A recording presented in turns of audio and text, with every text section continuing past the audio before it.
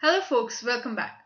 So far in our previous tutorial, we have created two separate triggers. One is for inserting the new contact, another one is when we are updating the existing contact. So let's try to do both the things together in one trigger. We can always do that. So we'll go back to the setup and we're going to go ahead and create a third trigger on the contact object. So if you scroll down, you're going to see customize, contacts, and create a new trigger. So let's say I'm creating a trigger and the name of my trigger is contact before insert update.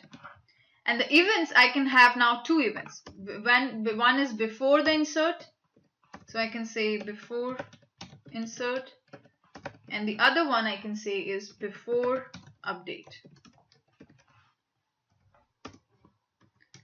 Here you can specify for all the contacts, so I can say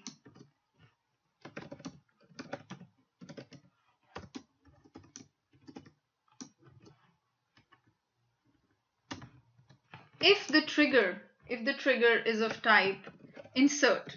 So you can always check, is it an insert trigger or is it a new trigger? Is it an update trigger? So if that is the case, I wanted to go ahead and update the description to something like this.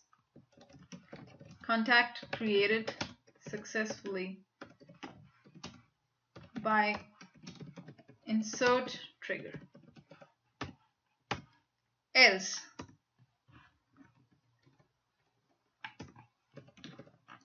if the trigger is of type, you can always see, if the trigger is of type update,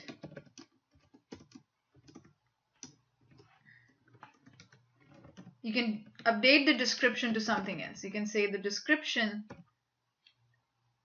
is equals to contact updated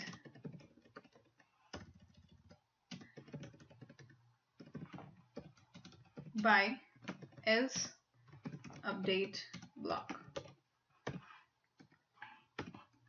And just double check if all the brackets are closed properly. So there is no closing brace for this one, so we're going to go ahead and add one.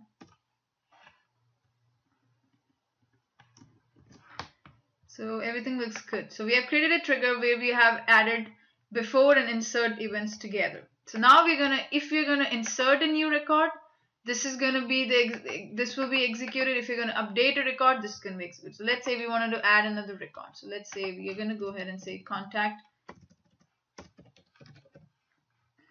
3, contact 3. I'm not changing anything in the description. And if you scroll down here, you're gonna see contact created successfully by the insert trigger. And if you go ahead and edit this particular trigger, let's say I changed it to contact 4, we're going to go ahead and contact updated successfully by the else update block. So this is what it has done. So it has added these two triggers. When you are doing an update, this happens, and when you are going to do the insert, the other thing happens. So these are about doing insert and update, adding two events in the same trigger. I'll see you in the next tutorial. Till then, stay tuned and thank you.